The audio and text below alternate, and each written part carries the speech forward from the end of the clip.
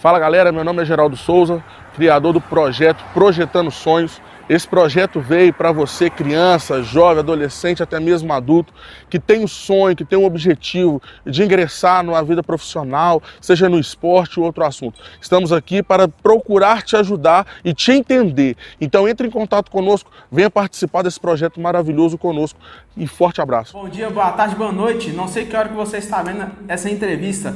Estamos aqui do Projetando Sonhos. Hoje vamos entrevistar uma pessoa muito famosa no futebol mineiro e mundial. Vamos entrevistar Marcos Venâncio de Albuquerque, mais conhecido como Ceará. Hoje ele está com 41 anos, teve passagem por Gama, Santos, Portuguesa, São José, Santa Cruz, Botafogo, Curitiba, São Caetano, Internacional, onde foi campeão mundial e campeão da Libertadores e da Recopa, que ele foi responsável por marcar o mágico Ronaldinho Gaúcho no seu auge dessa carreira. Passou pelo PSG, onde ganhou Copa da França, Copa da Liga da França e Supercopa da França. E foi bicampeão brasileiro com o Cruzeiro. Passou pelo Curitiba Internacional e encerrou a carreira no América. Agora, puxa a vinheta.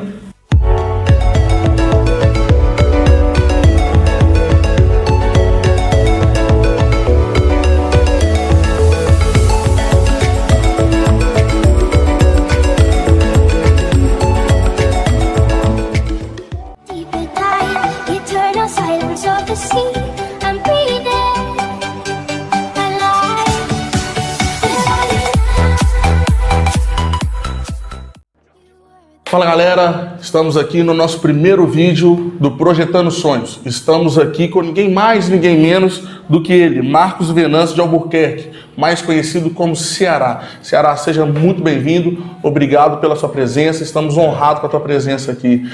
Que isso, é um prazer para mim. Fala galera, estamos aqui depois desse convite especial, né, do Geraldo, nosso amigo pastor, e esperamos, obviamente, contribuir, né, para que esse programa, né, Projetando Sonhos, seja uma bênção e possa abençoar a sua vida também. Amém. Ceará, a primeira pergunta que a gente fica curioso é: você sempre teve o sonho de ser jogador de futebol? Foi um sonho desde criança? De onde surgiu esse sonho? Na verdade, controverso há muitas histórias, né, de atletas que tiveram, de repente, uma carreira bem projetada, bem abençoada. Eu não tinha esse sonho de ser jogador de futebol. Eu nasci lá na roça, lá no Ceará, no sertão cearense, e fui para São Paulo com 11 anos, mas com o intuito de melhoria de vida, né? Meus pais mudaram, como muito nordestino, vamos para a cidade grande, né? Sair dessa sofrência toda de roça e tentar uma vida melhor. E chegando em São Paulo, então que eu me aproximei um pouco mais do futebol, com 12 anos, fui para uma escolinha, mas o objetivo ali era só passar tempo, né? Era você sair das más influências de favela, onde a gente morava em São Paulo. E aí começou a surgir, né? Você vai acompanhando, né, a televisão, vai acompanhando informações e vai, de uma certa forma, até almejando aquilo, né? Aí as pessoas começam a falar: pô, Ceará, eu acho que você, né, você tem talento, né? Quem sabe e tal. Então eles vão alimentando, né? Colocando esse desejo. E aos 14 anos, quando eu fiz o teste no Santos Futebol Clube, aos 14, que eu passei no teste, depois de uma semana que eu fiquei em Santos, eu passei no teste, aí eu falei: não é que o negócio pode dar certo, né? E aí, de fato, surgiu esse sonho, né? E foi projetado esse sonho, então, no meu coração. Amém. Então, Ceará, muito prazer estar te entrevistando aqui, tá? Te agradeço muito por ter aceitado o convite. Como na nossa primeira entrevista, né? Às vezes eu posso dar uma gafezinha, mas no tranco e barranco nós vamos lá, tá? Fica à vontade. Igual você disse, né? Você não tinha esse sonho de ser um jogador e tal, foi quase por acaso, né? Você entrou na escolinha e tudo mais.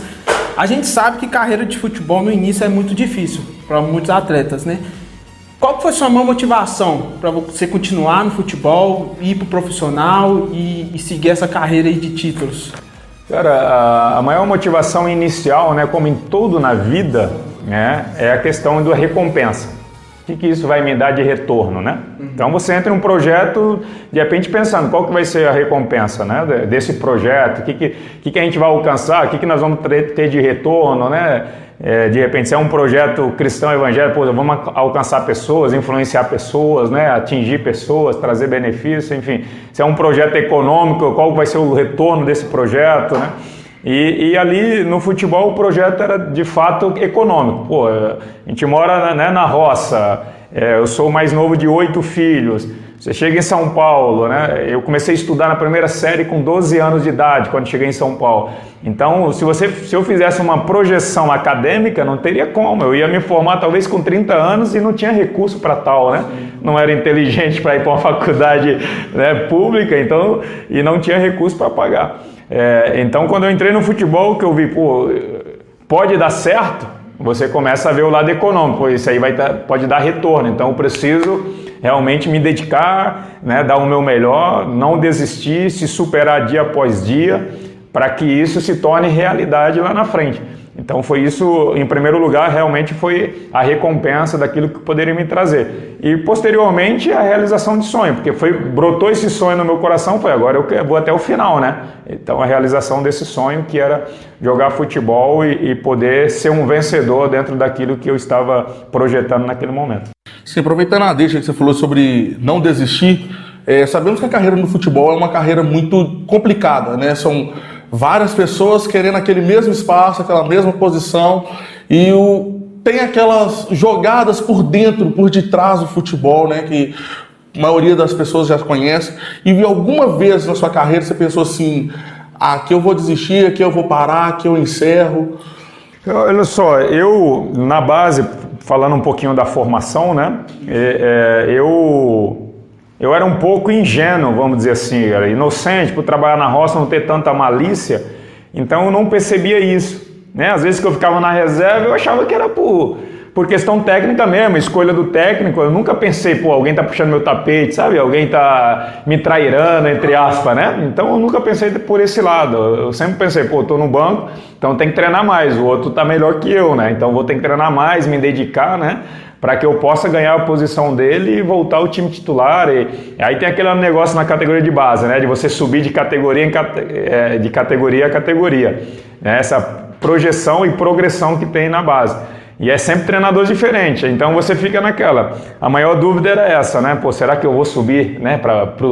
Cheguei no infantil, será que eu vou subir para o juvenil? Aí depois, será que eu vou subir para o júnior? Então são essas incertezas que a gente tem na base. Mas é fato que existe os bastidores do futebol e é muito pesado. Eu senti isso no profissional, mas na base, né, devido a essa questão da ingenuidade ou inocência, eu não queria ver, né, ou não tinha esses olhos maldosos para ver. Mas no profissional eu comecei a sentir, passei muito por isso, mas graças a Deus eu perseverei, né, e não desisti. Sim, sim. E como você disse, né, o jogador ele passa por muitas etapas, aí vai por base, né, tal, tudo até chegar no profissional. Muita gente que está vendo essa entrevista vai ter esse sonho de estar na base, tá querendo ver como é que é, sentir essa emoção de como é jogar no profissional. Para você, como é que foi? Seu primeiro jogo de profissional, como é que foi tudo, a emoção que você sentiu na hora? Pois é, o primeiro jogo, por mais que eu me formei no Santos, né, meu primeiro jogo foi pelo Gama, profissionalmente, né, em Brasília. Então eu me profissionalizei no Santos em 99, depois da Taça São Paulo de 99, eu me profissionalizei. Só que devido à minha fé, né, a minha posição cristã, o presidente ele queria me afastar, ou ele me afastou da equipe, né? Ele queria que eu parasse de ir para a igreja e ali eu falei que não pararia. Esse preconceito? Existia. Tem diminuído, mas antes existia muito mais, sabe? Então eles associavam o cristão evangélico à amorosidade do futebol, o lado amoroso, né? O cara não vai chegar junto, o cara não vai dar pancada, né? Ou seja, não vai ser aquele macho dentro de campo como o futebol requer, né? O cara firme, duro, né? E muitas vezes requer maldade, mas você não precisa ser maldoso para jogar futebol. Então eu fui para o Gama emprestado, isso em 99, e foi em Brasília a minha primeira experiência, né? Eu tinha 18 anos ainda, então ainda jovem, mas como eu já tinha Jesus Cristo no meu coração, então de fato Não foi fácil, mas eu sabia que Deus estava no controle, eu orei bastante, né? Pedi essa sabedoria de Deus e esse domínio próprio, né? Porque dominar as emoções não é fácil. Não, você saber que você está representando, né, pessoa, todo mundo te olhando, pessoas te filmando, comentando os seus lances, né, o jogo, certamente as emoções ficam à flor da pele e precisa desse equilíbrio vindo de Deus, né, para que isso aconteça. Falando de emoção, nem é pauta, mas qual que é a emoção de ser um servo de Deus vindo do interior do Ceará, podemos dizer assim, e modificar histórias, vidas, situações de pessoas até mesmo dentro do projeto, do clube, da equipe, do futebol, do esporte em si, e fora de campo também. Qual que é a sensação, qual que é a emoção de poder falar assim, pessoas através de minha vida, sem mesmo eu conhecê-la, ela seguiu um passo do evangelho, independentemente de religião, mas procurou o caminho dos pais. É muito gratificante quando você consegue influenciar pessoas, né? E sobretudo, influenciar da maneira correta, com as atitudes certas, né? Com ações corretas. Então, você fica gratificante e significa que o que você está fazendo também tem sido bom, tem sido certo, né? E o futebol foi o meu palco, né? Foi ali, entre aspas, o meu altar, o meu púlpito durante muitos anos, né? Foi o futebol. Então, eu procurei aproveitar da melhor maneira possível. Certamente tiveram oportunidades que eu não aproveitei, tiveram outras que eu provoquei, né, que não deveria falar de Deus abertamente e acabei falando, enfim. Então, eu acho que num resumo geral, foi um período onde Deus me proporcionou muitas oportunidades e eu consegui aproveitar a maioria delas, né? Então acho que o resumo é positivo, o saldo é positivo, né? O saldo é positivo.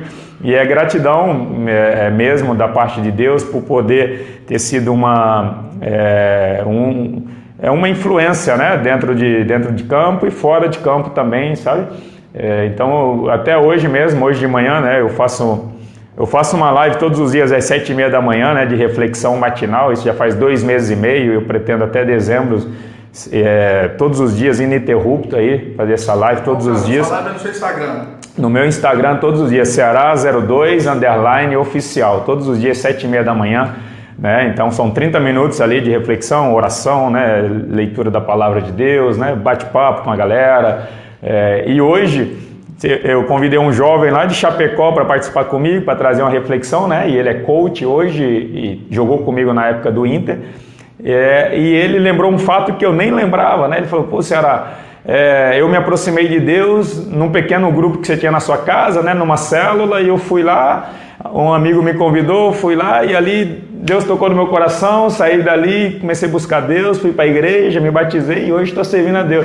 Né? Então eu nem lembrava desse fato, né? Então algo gratificante, você fala, pô, que bacana, né? Sem a gente perceber, a gente está influenciando, né? Está impactando pessoas. O próprio Alisson, que é da seleção brasileira, né? O Muriel, o irmão dele, que é um pouco mais velho, jogava comigo lá na base, quer dizer, lá no profissional do Inter na época, e o Alisson era pequenininho, jogava na base, e ele levou o Alisson lá em casa, lá na época, né, nesse pequeno grupo também. O Alisson hoje é cristão, batizado, evangélico, sabe? Então, você vê essas coisas e fala, pô, vale a pena, de fato, né, você influenciar pessoas através do comportamento e através da pessoa de Deus, né? Amém. Feliz com isso. Então vamos lá. Você já tem uma carreira extensa, né, de clubes grandes, europeus, PSG, Internacional, Cruzeiro e tudo mais. Como é que foi jogar nesses clubes gigantes, né, do futebol mundial, PSG, foi para a Europa? Muitos meninos que estão buscando sonhos, projetando sonhos, têm um sonho de jogar lá na Europa. Como é que foi isso aí para você, essa experiência? Pois é, cara, mas antes dos grandes tem os pequenos. Antes de chegar no topo, cara, da escada tem degrau a degrau, né? Então, muita gente acaba vendo mais, assim, o crescimento meteórico, né? O crescimento rápido, não espera e não tem paciência de saber que as coisas no passo a passo, né? E comigo foi assim, foi passo a passo, né? Deus foi me me experimentando de fato, me preparando, né? Aos 24 anos, pra você ter uma ideia, eu não tinha ainda onde morar, já era casado, já tinha filho e morei durante 4 meses na edícula da casa do meu sogro e da minha sogra, sabe? Porque não tinha ainda, né, uma residência fixa. Então Deus vai te preparando, né? Vai te preparando, mostrando que Ele está no controle e Deus sabe o momento certo de te projetar, né? O momento certo de te dar aquilo que de fato você precisa, de fato Ele acha que você pode ser bênção na vida das pessoas, né? Então as coisas precoces, elas trazem prejuízo quando as coisas são muito precoces, né? Então eu falo muito hoje no futebol, né? Essa modernidade do futebol, onde um menino com 10 anos, 11 anos já tem empresário, o empresário já dá uma chuteira de Neymar, de Messi, de Cristiano Ronaldo para os meninos, né? Então até onde isso é benéfico, né? Eu acho que é mais maléfico, do que benéfico você fazer isso. Porque o menino começa a ter coisa muito cedo, ele não tem ainda maturidade para administrar isso. E aí quando de fato ele precisa daquele estímulo, né, para chegar no profissional, arrebentar, né, se impor, ele já vai ter ganho tantas coisas, né, quando ele era criança, que ele já vai acontecer naturalmente, e aí o menino não consegue, tá entendendo? Então, é tudo no tempo de Deus, né, pelo menos tudo no tempo certo. E comigo foi assim. Então, antes de chegar a PSG, teve outros clubes onde eu fui rebaixado, onde eu não recebi salário, onde era contrato de 3 meses, não jogava, né? Onde torcida, né? Você acaba apanhando de torcida, aqueles empurrões de torcida por perder jogos, enfim. Então, teve muitas coisas. Só que a Terra Prometida, ela chega, né? Mais cedo ou mais tarde ela chega à Terra Prometida, e assim foi uma sensação extraordinária de poder jogar no Paris Saint-Germain durante 5 anos, de poder ter sido campeão do mundo pelo Inter, Libertadores, né? Enfim, então todas as conquistas que vieram, Deus me fez assim, Deus fez uma boa base na minha vida para que depois eu pudesse construir essa casa bem sustentável, né? Uma casa bem sólida, para que eu continuasse na presença de Deus sobre tudo. Amém. Falou aí de títulos e tudo mais. Não demorou muito chegar, né? Logo de cara pelo Gama, já ganhando campeonato, passando em outras equipes, ganhando campeonato. Qual que é a emoção, assim, de poder falar assim, de onde eu saí, eu consegui mudar a minha história, a história da minha família, e eu sou campeão de títulos, praticamente tudo que você disputou, né? Desde a Série A do Brasileiro, a Série B do Brasileiro, a Libertadores, a Mundial, a Campeonato Francês e tudo mais. Qual que é essa sensação, essa emoção que reflete hoje, no dia de hoje, no Ceará, hoje? Missão cumprida, dever cumprido, né?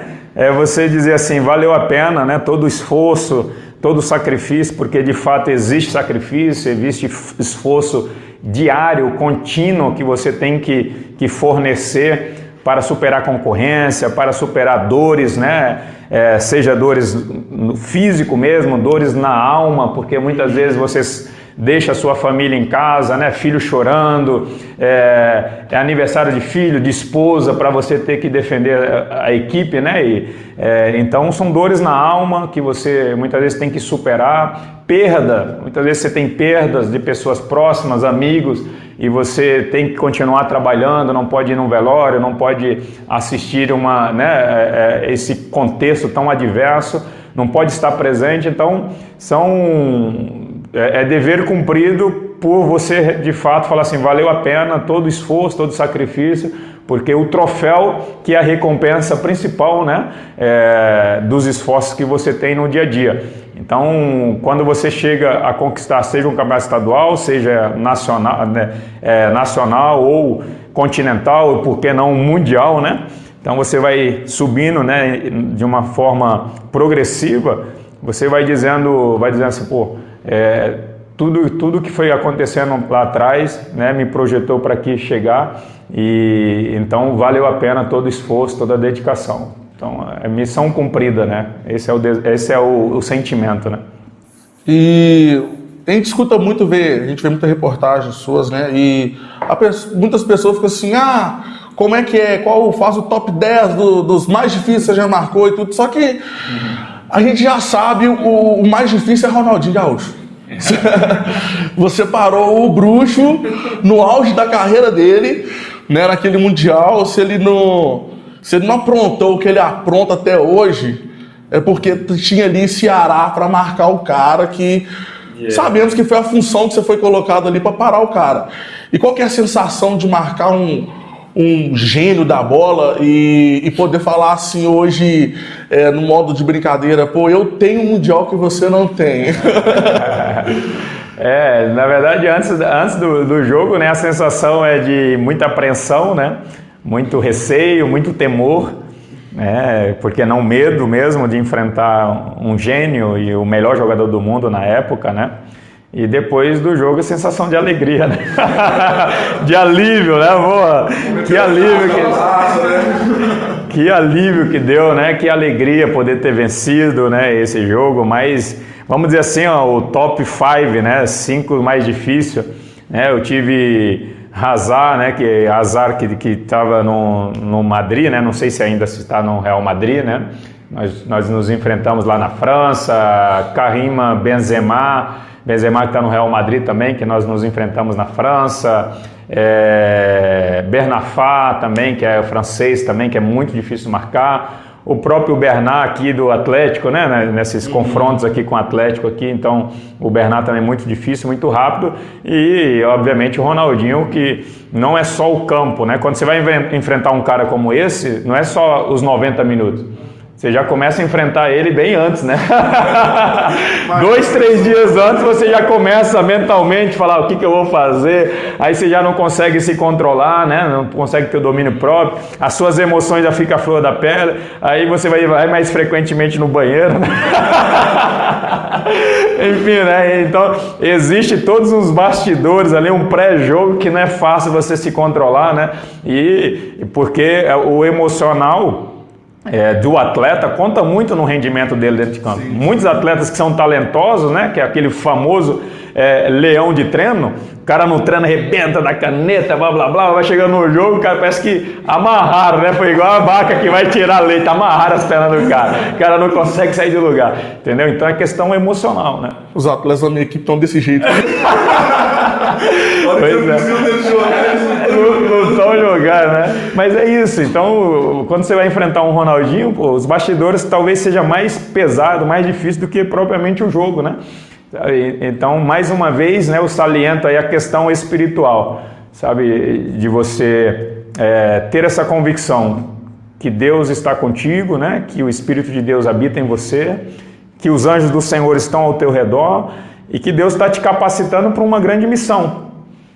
E eu sempre tive a convicção, pô, Deus não me colocou aqui, né, para de uma certa forma ser fracassado. Se Deus me permitiu aqui estar, é porque Deus tem algo, né, a cumprir, a realizar na minha vida. E no Mundial foi assim, eu orei e falei, Deus, se o Senhor me trouxe até aqui, né, porque uma coisa dos bastidores, né, antes do Mundial eu estava com uma hérnia inguinal e o médico falou assim que eu tinha que operar e se eu operasse eu não iria para o Mundial.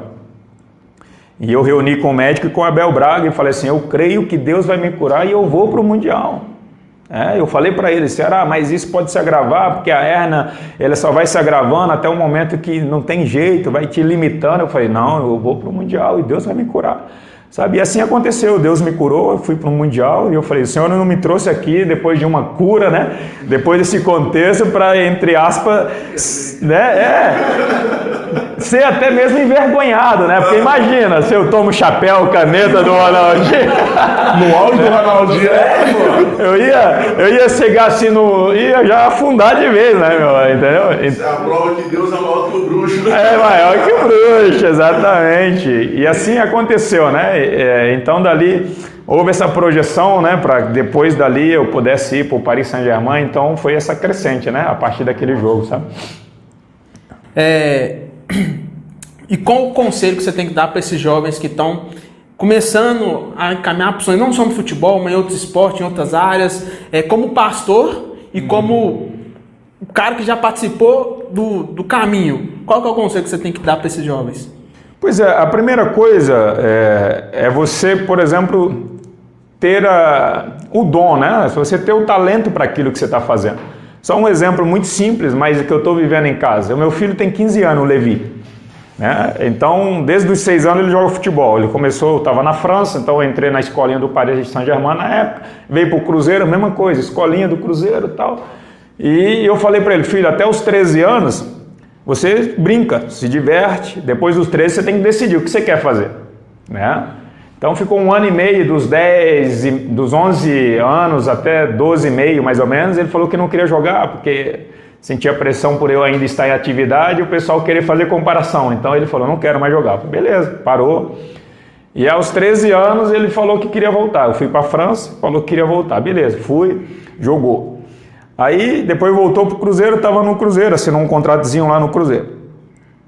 Aí agora faz 2 meses ele chegou para mim, entrou no marketing digital, né, no mundo digital aí, começou a ganhar um dinheirinho ali no marketing digital, não sei o que, chegou para mim e falou, pai, não quero mais jogar futebol. Com 15 anos, né, 14 para 15 anos, ele ainda tinha 14, fez 15 a semana passada.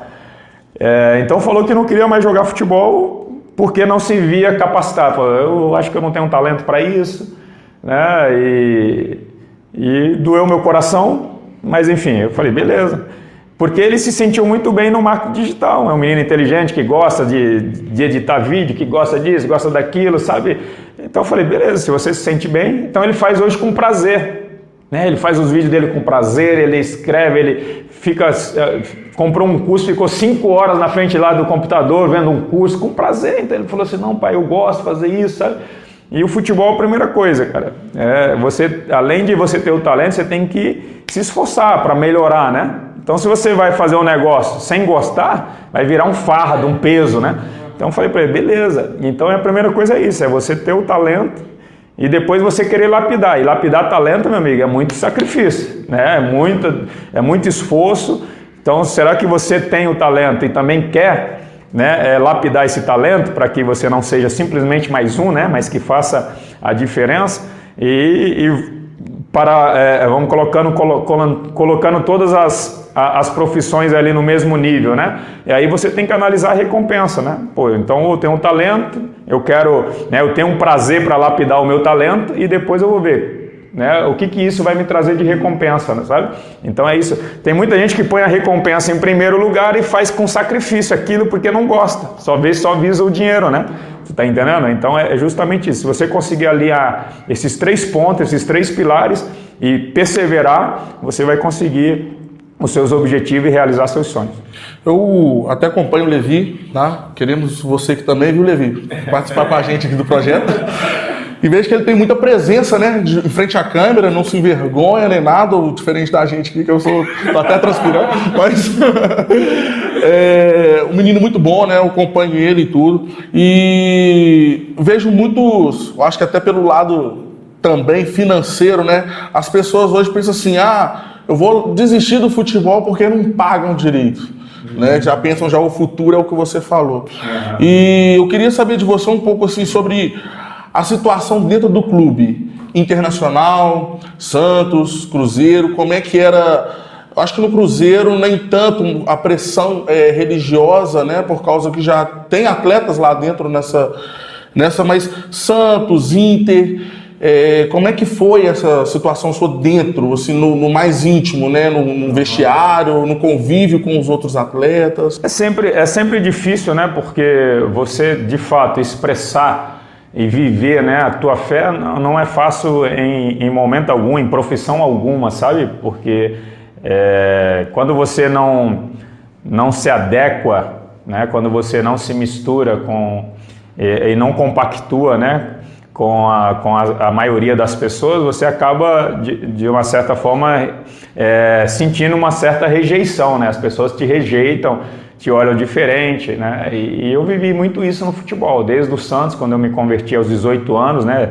Essa primeira situação mais enfática quanto à minha fé, que foi o afastamento das minhas atividades no Santos devido à minha fé. Depois senti isso no Coritiba, né? O presidente pediu para o treinador me tirar, na época o Paulo Bonamigo, né? Me tirar do time.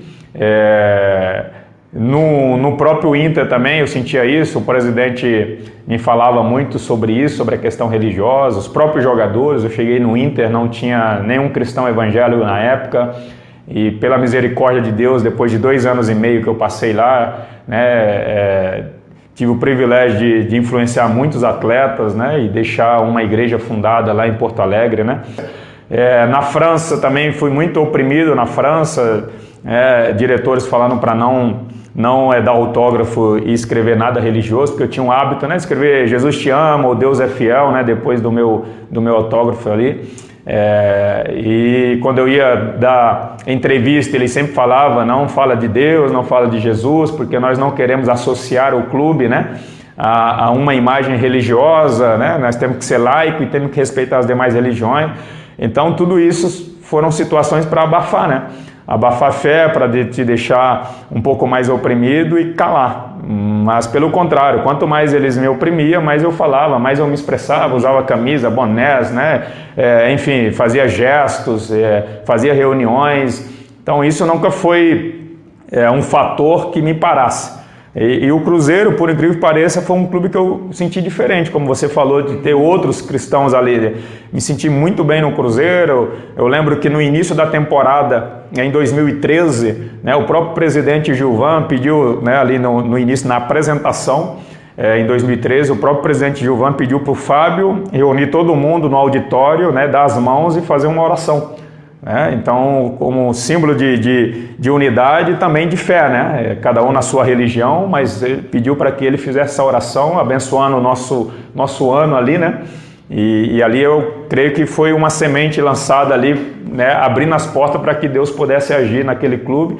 E foram 3 anos e meio assim muito leve nesse sentido de bastidores, né? Muito leve, né? Deus realmente conduzindo as coisas e não é à toa que houve muitos resultados positivos dentro de campo também, né?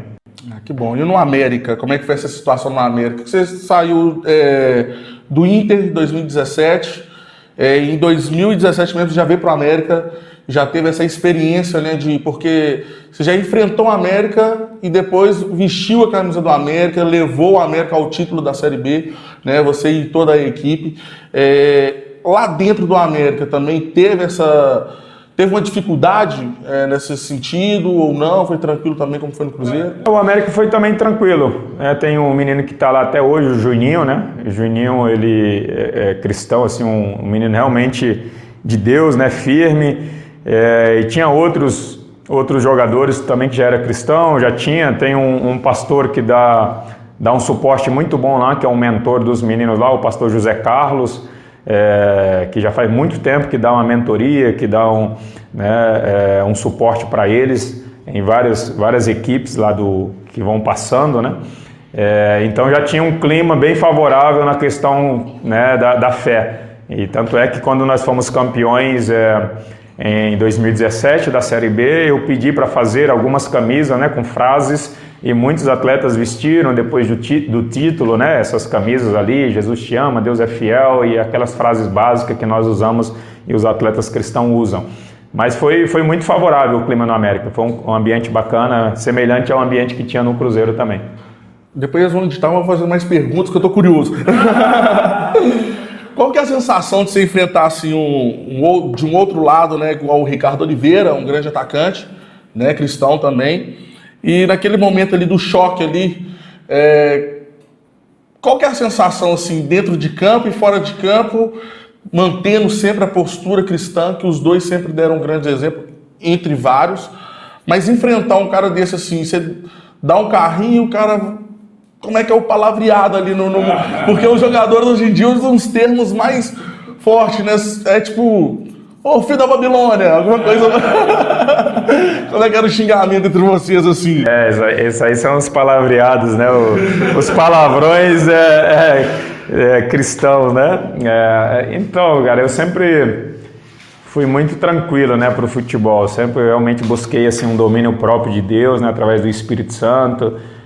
Sempre tive esse discernimento, tanto é que eu, graças a Deus, nunca falei nenhum palavrão, né, dentro de campo, nunca saí realmente da diretriz, né, ainda que você fique chateado, né, mas as expressões são diferentes, né, e o Ricardo tem essa influência muito presente, né, um cara também um líder em todas as áreas, é um homem de Deus. Nós nos enfrentamos algumas vezes, né? Não somente aqui em Minas, mas enfrentamos em outros clubes, né? Em 2006, quando eu fui campeão da Libertadores, ele jogava no São Paulo na época. Enfrentamos também em outros momentos, ele no próprio Santos também, enfim. Então é um cara muito abençoado e ele dentro de campo também é homem de Deus, né? É diferente de outros atletas que falam que são cristãos e dentro de campo se transforma, né? Sabe? E alguns até falavam para mim assim, pô, Ceará, mas nós não temos sangue de barata, né? E eu dizia, de fato não tem, né? Mas tem o sangue de Jesus. Então o sangue de Jesus é muito mais poderoso, né? Do que sangue de barata, assim. Então você consegue se dominar. Não é fácil, mas é possível, sabe? É possível se dominar, é possível você, com muita sabedoria, você não ser maldoso. Eu fui expulso uma vez na minha carreira profissional, de 19 anos profissional, fui expulso uma vez porque eu puxei a camisa do atacante que ia entrar na área e fazer o gol. Então foi a única vez que eu fui expulso e dificilmente eu era suspenso por causa de terceiro cartão, né? Então não era necessário você ser maldoso para poder marcar bem, para poder defender bem, para poder, né, jogar e ser eficaz dentro daquilo que você está fazendo. Então nunca tivemos dificuldade com isso, pelo menos da minha parte, as vezes que enfrentei o Ricardo, nunca tivemos problema, sabe? Bom. E qual que é a sensação de tirar a chuteira, colocar o sapato social, tirar o short, botar a calça social e sair do palco pro altar? Qual que é essa sensação? Porque hoje você também é pastor, né? Muito bem reconhecido, muitas ovelhas aí, né, no rebanho. Qual que é essa sensação de, pô, eles me conhecem não apenas como um jogador, não como atleta, mas como servo de Deus. Eles estão comigo não pelo que eu fui como atleta, mas pelo que eu sou e sempre fui como cristão. Pois é, rapaz, isso vem antes, né? Antes de você ser alguma coisa, né? Você já tem esse chamado de Deus, né? Você já é filho de Deus, filha de Deus, e isso que é mais importante. E é engraçado quando você falou isso, porque quando o atleta está em evidência, né? Existem muitas igrejas que querem levar esse atleta ali para atrair público, né? Atrair pessoas. Não, vou fazer um evento, trazer o atleta tal, porque ele é cristão. E muitas vezes ele nem quer saber se o atleta prega, se o atleta não prega, né? Não, ele quer de fato trazer e fazer aquele auê, ou aquele evento na igreja. Então muitas vezes quando eu ia nas igrejas e depois da ministração, né, recheada talvez com testemunho, uma pregação com alguns fatos da minha história, os pastores me abordavam e falavam, pô, você tem um chamado de Deus. Eu falei, ô pastor, você me desculpa, mas isso aí eu já sei faz tempo. Não, que eu achei que era mais um atleta que viu. Eu falei, pô, pastor, acho que é importante, né, a gente, de repente, pesquisar e tirar informações antes de colocar alguém no seu altar, né? Porque é uma responsabilidade muito grande, você está entendendo? Então, por que eu vou convidar alguém para vir no meu altar, pregar na minha igreja, simplesmente por causa da notoriedade, da fama, né? Tem que saber quem que é. Você está entendendo? E isso, desculpa o paralelo aqui, isso acontece muito na política, né? Sim. Muitos pastores levam políticos, né, nos seus altares, apresentam político para suas ovelhas, político que não tem nada a ver com o reino. Verdade. Nada a ver com o reino. Ou seja, eu estou contradizendo a minha fé, né, para apresentar alguém para minhas ovelhas, alguém para representar o meu rebanho, representar as pessoas, o reino de Deus, alguém que não tem nada a ver com o reino. Como é que é? É muito contraditório isso, né? Enfim, então eu simplesmente, né, eu dei continuidade naquilo que eu já fazia, quando ainda jogava futebol, né? Então já fazia isso. Continuo fazendo, né? Não sou um pastor, né, fixo em uma igreja, sou um pastor itinerário, né? Um pastor missionário, entre aspas, né? Que sempre estou disponível para ir em outras igrejas, tá ministrando, mas hoje sou pastor da igreja Batista Getsemane, né? Do bairro Belvedere, de uma das missões da Getsemane, e ali congrego, ali ministro, né? Junto com o pastor Nivane, pastor Ricardo, Rodrigo e outros pastores lá. E estamos aí cumprindo a missão, né? Cumprindo o ID do Senhor, né? E estamos ministrando a palavra de Deus. Tomar um pouco mais do seu tempo, porque eu trabalho para vocês me editar vídeo. Você falou sobre a política, né, em si. Você hoje vereador, não é isso? E tem um projeto para crescer na política, né? Trazer como deputado federal para a gente aqui de Minas Gerais. Esse sonho você já tinha quando atleta, quando encerrou a carreira, já pensava em entrar na política? De onde surgiu essa situação de, não, eu vou tentar ir porque eu posso fazer diferença, como eu fiz nos campos, eu posso fazer lá dentro também? Pois é, e da mesma forma, por incrível que pareça, da mesma forma, né, que eu comecei o futebol assim, realmente por acaso, do nada, né, a política foi semelhante, sabe, e o próprio Jesus fala no capítulo 3 de João, né, aquele que é nascido do Espírito é como um vento, né, não sabe de onde vem nem para onde vai, ou seja, muitas vezes é direcionado de fato pelo Espírito Santo, né, e o futebol, ainda que quando eu comecei, eu ainda não tinha, né, a minha aliança com Jesus, mas eu acredito que Deus já tinha, né, me escolhido desde o ventre da minha mãe, né, e quando eu olho para a Bíblia, cara, é engraçado assim, algo extraordinário. Quando eu olho para a Bíblia, eu vejo que o Davi era o 8º filho, né? E eu sou o 8º, né? Quando eu olho para a Bíblia, né, eu vejo que Gideão era o menor, né, o mais novo, o menor da sua casa. Eu também era o menor da minha casa, né, o mais novinho, né? Aí esses dias eu fazendo uma live, esses dias na quarta-feira com o Giovanni, né, que é o pastor Giovanni também, né, que tem trilhado, né, fora de campos aí também a jornada aí de pastor de ovelhas. Ele era o 8º filho também da sua casa, né? Eu falo assim, Deus tem um mistério com os caçula, né? Com os caçula e com esse número ali 8º. Mas enfim, né, cara? Então, eu entrei nesse meio aí político por acaso, né? Eu me aproximei de repente pensando em ajudar a cidade de Nova Lima, onde eu moro hoje, né? Na área do esporte, tentando algum projeto na Secretaria de Esporte. E me pediram para concorrer ao pleito, porque seria difícil ser indicado sem estar ali no meio, né? Sem fazer parte de uma equipe, de um partido. E refleti e falei, vamos lá, vamos ver o que Deus tem nesse meio aí, né? Então entrei muito leigo, muito aquele famoso marinheiro de primeira viagem, né? Sem saber muito para que lado ia, né? E entrei, cara. E no primeiro pleito lá não fui eleito, né? Como vereador, né? Eu cheguei em cima da hora, muita gente já aliançado. Morando em condomínio é sempre mais difícil, você não tem uma base. Os meus vizinhos, que tem ideia, volta tudo em Belo Horizonte. Eu falei para eles, se eu for eleito, eu vou expulsar vocês daqui. Mas vocês não podem nem me ajudar, mas enfim, né? E aí passou o pleito e eu vi que realmente Deus tem grandes coisas nesse meio e que nós podemos influenciar esse meio político.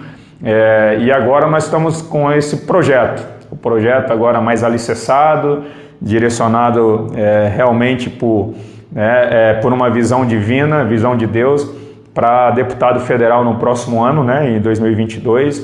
Estamos articulando, montando uma equipe, né, pessoas que realmente têm um comprometimento com Deus, sabe, que podem fazer a diferença junto comigo, que possam me auxiliar, né, nessa jornada, nesse desafio. E estou crendo, cara, estou crendo que de fato Deus vai cumprir, né, vai cumprir, vamos dizer assim, esse desejo, esse projeto, vai executar esse projeto na nossa vida e a gente vai poder influenciar da mesma forma que influenciamos dentro de campo. Amém. Vou tomar mais o seu tempo, não? Para encerrar, para a gente estar mais um pouquinho, vamos encerrar aqui. E esse foi o nosso primeiro vídeo, né, juntamente com o Ceará. Mais uma vez, muito obrigado pela sua presença, obrigado pelo seu tempo disponível aqui para a gente. Obrigado a todos que estão acompanhando, né, a gente aí, estão nos seguindo. Siga a gente aí no Projetando Sonhos. Venha seguir o Ceará também, acompanhe as lives dele. Tem grandes coisas chegando aí através da vida dele, beleza? Muito obrigado a todos, Ceará, muito obrigado. Prazer. A palavra é sua. Vai se despedir aí, meu irmão. Eu vou despedir, Ceará. Falar muito obrigado, tá, por você ter aceitado a entrevista. Muito obrigado a você como jogador, porque eu sou cruzeirense. Muito obrigado pelas conquistas do clube.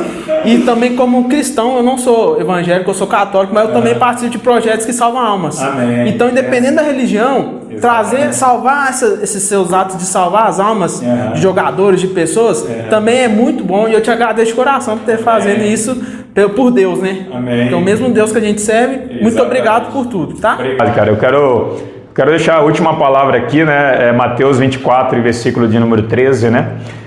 aquele que perseverar até o fim será salvo. Eu acho que a perseverança é fundamental para você chegar, projetar o seu sonho e realizar, né, o seu sonho. Então, perseverar, não desanimar, não desistir, não retroceder, continue firme, né, sabendo que você pode chegar, que você tem valor, que Deus te escolheu para vencer, para ser mais que vencedor, tá? Um grande abraço a todos vocês, que Deus abençoe.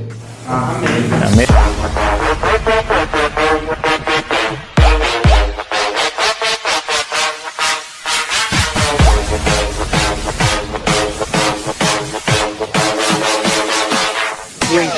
Drink shots, straight up first, and I think on the rocks.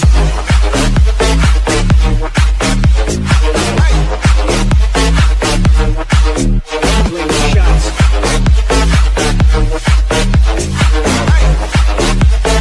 Drink shots, drink shots.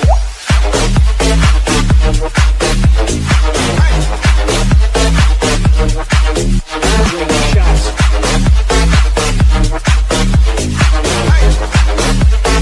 Drink shots, drink shots.